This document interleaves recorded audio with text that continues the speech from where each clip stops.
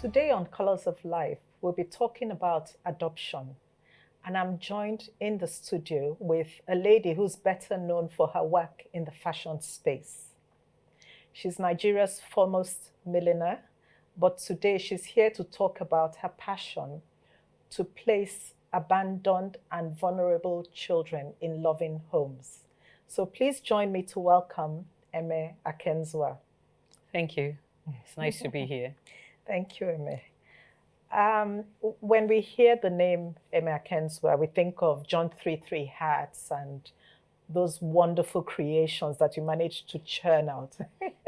But today, you're not wearing the hat of a millionaire. You're Correct. wearing the hat of a trustee of Heritage Homes. So tell us about Heritage Homes. Well, Heritage Homes Orphanage is, as the name suggests, an orphanage, and we take care of children who have been abandoned or who are motherless and vulnerable children also in society. The essence of starting the Heritage Homes was to set a standard for other people to emulate about how children should be taken care of in our society.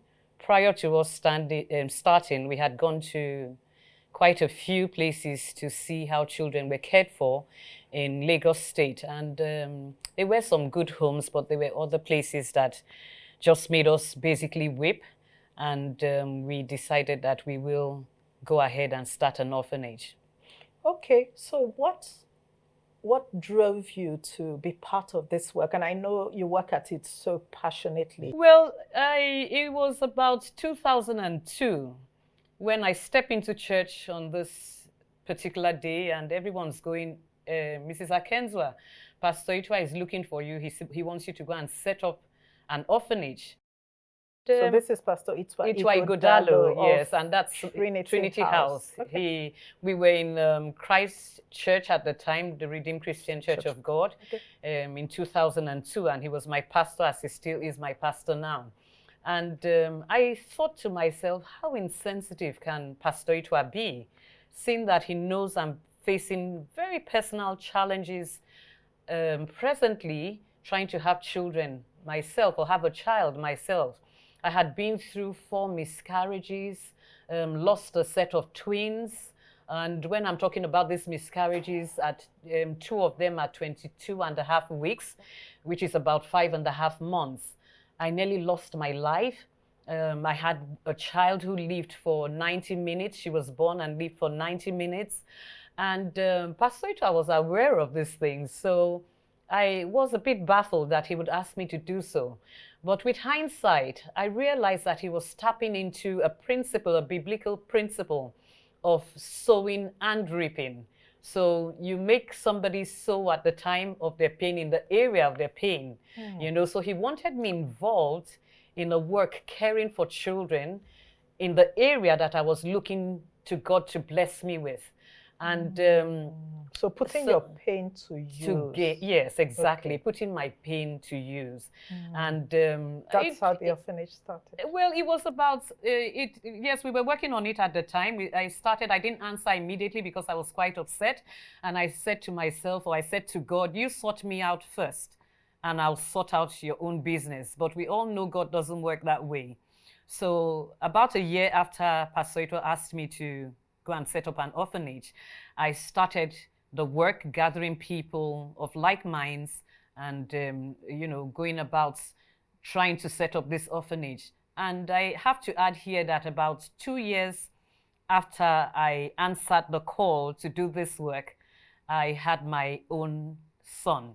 I gave birth to my son. Amazing. You know, so, and that's been like, the orphanage was set up like 15 years ago? Well, officially registered and started in 2006, but it took us from 2002 to put things together, visiting other orphanages, learning how to manage such an institution. Yes, so... Okay, it's interesting that a committed Christian like you, and even Pastor Itwa, would be pushing for adoption. Church people, you know, lots of churches have long lines of people praying to God, you know, for children, men, women in particular. And people feel that if they adopt, then they are saying that God cannot give them biological children. They feel it's an admission of failure. They no longer have faith. What would you say to that? No, it isn't a sign of giving up, because you can adopt a child and still pray to God to give you a biological child if you still choose to go that way. And the countless stories of people who have adopted children and at the end of the day still had biological children. But there's another side to that, isn't there? Because yes. some people use that as a bargaining tool with God. So I've adopted. Can I have my real child now? Correct. And I think that's so absolutely wrong. I've seen situations where people just adopt children, like you've said, just for the sake of, okay, people have said, the moment I adopt a child, I'll have my own biological child. That is so unfair for anybody to do, child. Yes, for the child, because, and in such cases, we found that they stop loving the adopted child the moment their biological child comes. Okay. And in some extreme cases, one or two, we've seen a child or two returned to orphanages the moment you're satisfied with your biological child. I think that is absolutely important for people to come to terms with their reality. When you cannot have a biological child, I think that's the starting point. Come to terms with that fact before you go on to adopt a child. I don't believe adoption is for everyone. No. Okay. You have to be able to love a child that doesn't come from inside of you. And, I have a friend, a male friend, who said to me, Eme, I could not love, let's just face it, I can't love a child who's not biologically That's his truth. mine. And that's his truth, and I respect that. Yeah. It's fine. And I think everyone must come to terms with that and not pretend you love the child and bring the child into your home just so that you can get, it's using, and it's totally unfair. And to touch on something else also, God has a lot of the times a picture much bigger than you and I. Okay. People just want children for the sake of, I've got a child, I've satisfied society, and I can have a child biologically. But God sees a bigger picture than that. And what do I mean? In some cases, God chooses specific people to carry out an assignment for him. And I would take us into the Bible. I know, because you've given us examples in this wonderful book, yes, The ABC of Adoption. So yes, please tell us about those biblical examples. Yes, so you have somebody like Moses, who by God's will or God permitting, had to leave his biological mother to go into the palace, into Pharaoh's palace. But for a time such as when he will come back to deliver God's people from bondage in Egypt. And how difficult would it have been for Moses to stand before Pharaoh, having been a slave like the rest of Israelites. But he had lived in the palace before, and so going back to the palace to demand of Pharaoh to let God's people go was not such a difficult task, because he had lived there. So we have to understand that sometimes, painful as it might be, God chooses certain people to do things for him. And I want to add the example of Jesus. I know it offends a lot of people when I say Jesus was adopted, but that is reality. Jesus was an adopted child. Explain that. I will. Okay, so we know that Mary carried Jesus in her womb, and that's, a foregone conclusion. But we also know that Mary and Joseph did not have a physical relationship to bring about Jesus. Okay. So Jesus did not come from Joseph's loins. Wow. He was adopted. Joseph adopted Jesus. That's what adoption is, when you do not come from somebody's loins. So think about if Joseph refused or did not key into what God was doing with bringing Jesus into the world, and decided to shame Mary, throw her out, and not allow that woman the comfort of bearing that child in a respectable environment. And did you know also, Coco, that the lineage of Jesus is traced through Joseph and not Mary? His adopted father. That's the value. It's now documented as his father. Yes.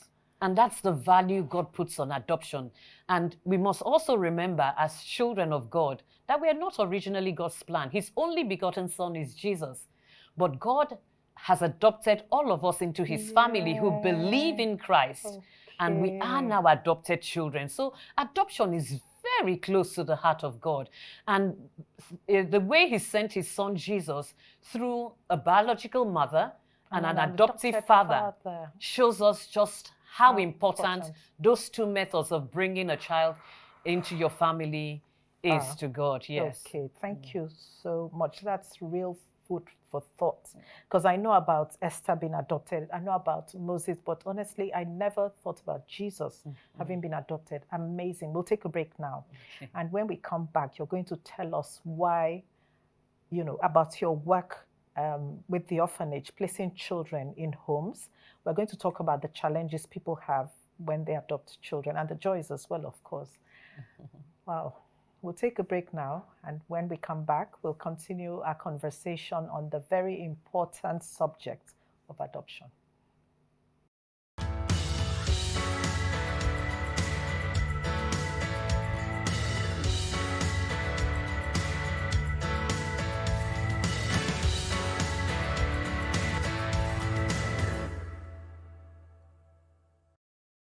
So we are continuing our conversation with Eme Akenzua on the important topic of adoption. Now we're going to ask her, who should adopt? Why should we adopt? And then what are the realities of life with an adopted child? So Eme, there's something in your book that I just want to read. It says, the essence of this book is to demystify the negative concept shrouding adoption by debunking unfounded myths about it and also discussing other sensitive issues. Why should we adopt children? Well, Coco, there are many reasons why we should adopt, but I'm just going to focus on 4 at this point. And the first reason, which is the most common reason, is when people have had challenges having their children biologically. Then adoption is an option. It's a very viable and godly option for starting your family. And then secondly, sometimes people suffer secondary infertility, which is basically the fact that you've had a biological child and you want another 2, 3 children, but for some reason you're not able to have any more children. You can adopt to grow your family. And that's very important, if I may say so, because sometimes people actually lose their lives trying to have maybe a particular gender.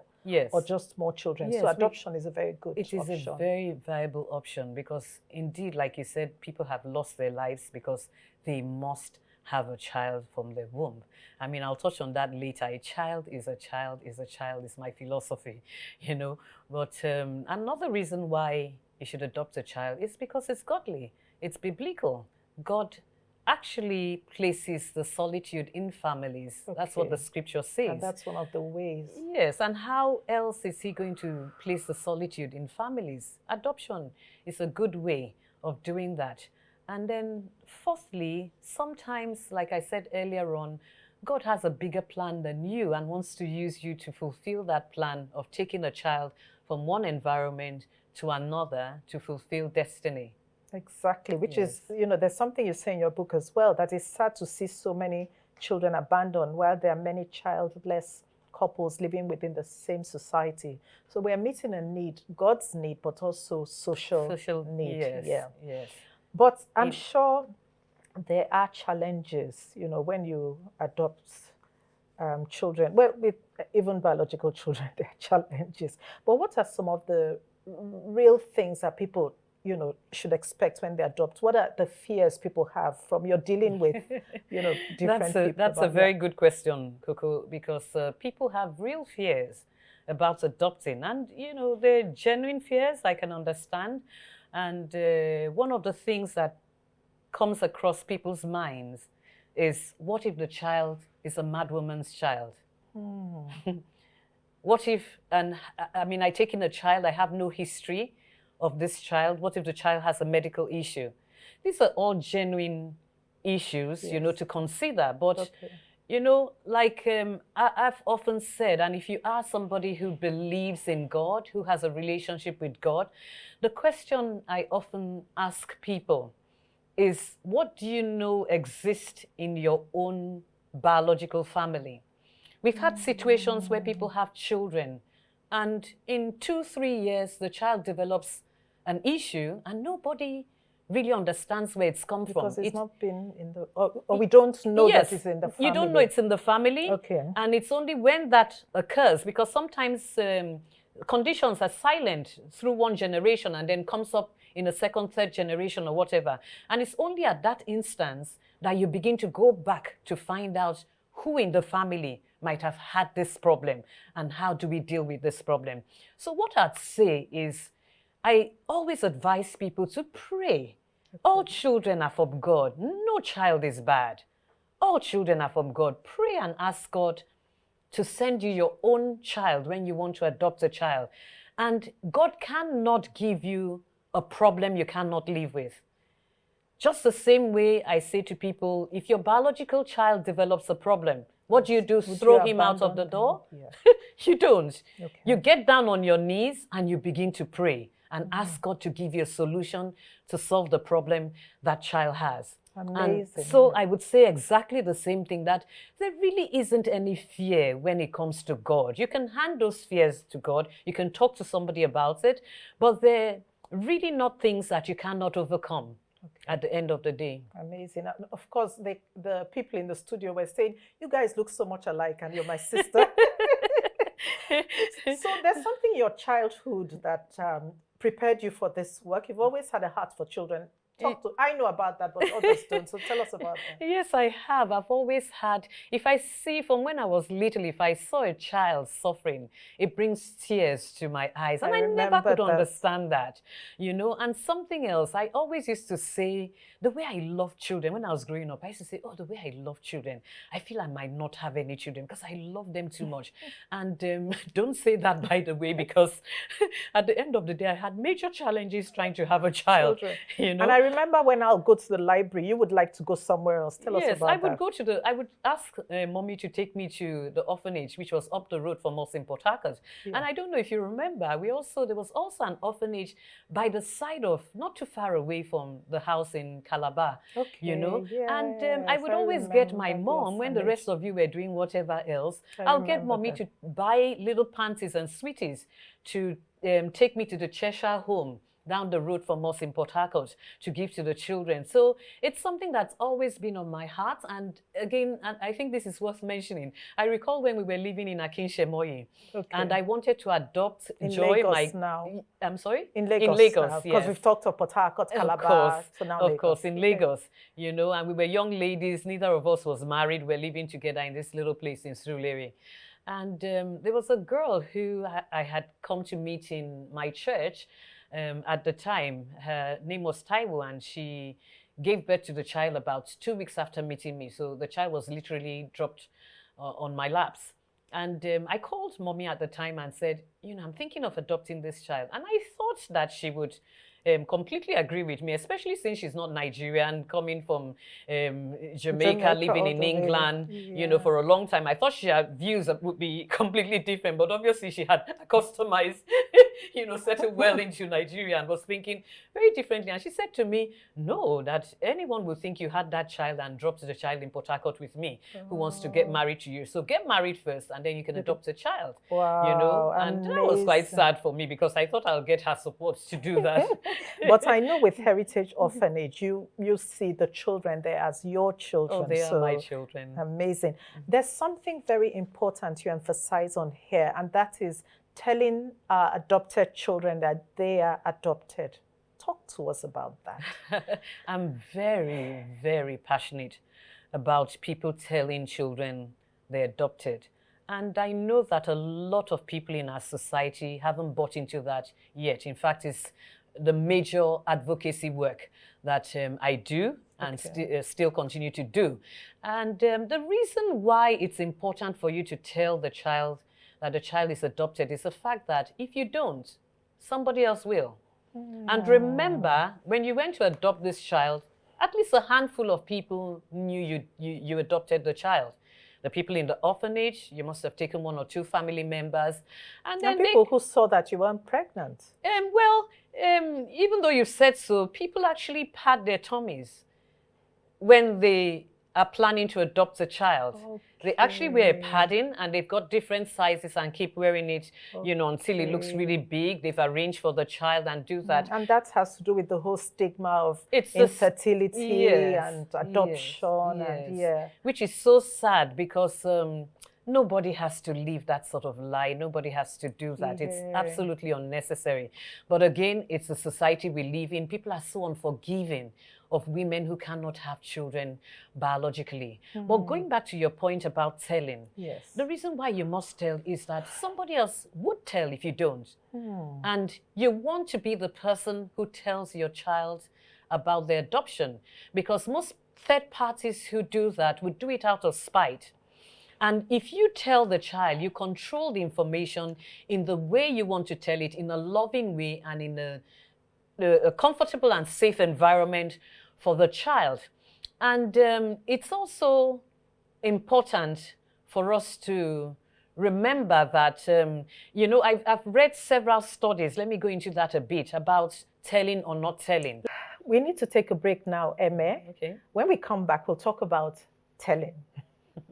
So please stay with us.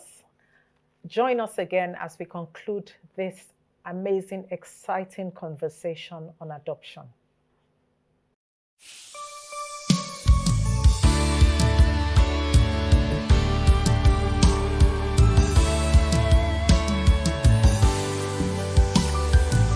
So I've been talking to Eme Akenswa, an advocate for adoption, in addition to being a fashion entrepreneur.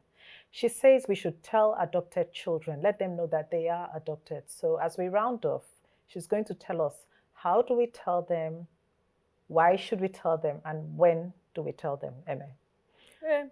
Let me start with the why we should tell children they're adopted. Okay. It's a very difficult position to be in for both the adoptive parent and the adoptee, but it's the best thing, because if you don't tell, unfortunately, somebody will tell. And usually the person who's telling is not going to be as kind as you would be. They usually tell out of spite. It could be a cousin who's feeling jealous about the new toy you've just bought for your child and goes, oh, you were even adopted. And that's how the child finds out. It's not the sort of thing to for anyone to go through. And another reason why it's so important to tell is that the moment, if you do not tell and somebody else tells, trust is completely eroded. So you've spent all of these years, let's say it's 15 years, building up a wonderful relationship just for the child to turn around and not trust you. Because what she's saying is, you know, you've known this all of this time. My life has been built on a lie. My life has been built on a lie. That's what you find repeatedly said by adoptees who were eventually, you know, who found out they were adopted. Their life has been built on a lie. So you don't want to be in that position. You want to be open. It's difficult, but it's a conversation you must have with your child. And we advocate that you do that very early. I was going to say, how early do we tell? Well, I'm not going to put numbers to this, but I've done a lot of research on it. And there's a consensus amongst experienced psychologists and people who work in this space, social workers, people in this space, especially in the Western world. They've studied this over and over, and they advocate that you tell the child from as early as, in some cases, they say from the moment the child comes home, even as a baby.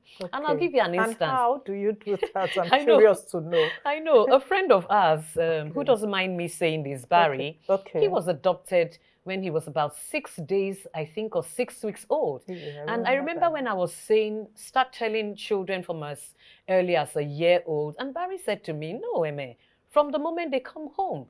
I was told from the moment I came home. And I said, Barry, how would you have known? He says, okay, how do you know? You tell your children that you love them, don't you? You hold them up, tell them. So he says, there's something that you convey beyond words when you're communicating with a child. And that it's just mentioning that word adoption. They don't understand it. Even when you tell a child, I love you, if you're not expressing it, they really don't understand. So he says, let it be a common word in the environment. As so this study, there's a certain study that a Professor Baden, you know, in Montclair State University in America did, which I found quite interesting. And she interviewed several people who were adopted. And the conclusion she came to was that you should tell the child by the time the child is 2 years old. Okay. Because most children who were told after 2 suffered more psychological trauma than the children who were told when they were much younger. In my humble opinion, I would say start telling the child from when they understand simple bedtime stories. Yes, and how do you do that? Tell us, please. Okay. Usually when I'm advising people who come to adopt at the Heritage Homes Orphanage, I use the example of if you're a Christian, for instance, Yes. open the Bible and tell them the story about Esther and Moses. For the girls, they love the Esther story. For the boys, they love the Moses story. And when you're telling that story, try and draw some parallel between your child and Esther. You could say, oh, Esther had long, lovely hair like you do, or beautiful eyes like you do, you know. And when you're praying for the child, pray and say, I thank God for the day he allowed me adopt you. You could just drop those little words in there. Now the child doesn't have a full understanding. It's an ongoing conversation. It's not something that you can do in a day. There are going to be questions, and it must be age appropriate. Don't drop information with a child who's 3 years old that you should be giving to an 18-year-old child. Okay, Emma, we're running out of time. So let me quickly ask you 1 or 2 things. For instance, now, older children, people prefer to adopt very little babies. What happens to the older children? And what do you want to say to us about that in like a minute?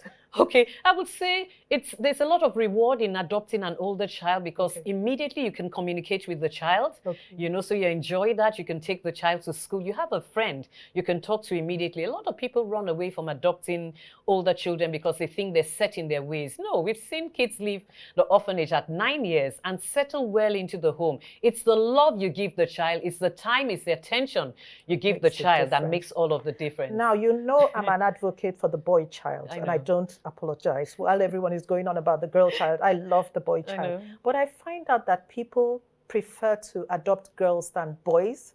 Why? And, you know, can you speak to that for us? Yes, they do. And I think it's simply because people feel that a boy can grow up to be an armed robber if they think he has that in his blood, you know. A lot of these myths that people carry. But thankfully, the Igbo people prefer to adopt male children for the issue of inheritance in Igbo land, you know. But having said so, male children, you know, they're important in our society. People want their names to be carried on, don't they? So that's a good case for adopting a male child. Emma, thank you so much. I know this is a subject you're so passionate about, and we could go on and on and on. But thank God you've written The ABC of Adoption and 10 interesting facts about adoption every child should know. So we're going to end our conversation, sadly, here, but I know people can get in touch with you. We'll provide the details for help with adoption. Thank you. Thank you for coming on the show. Thank you very much for having me, Coco.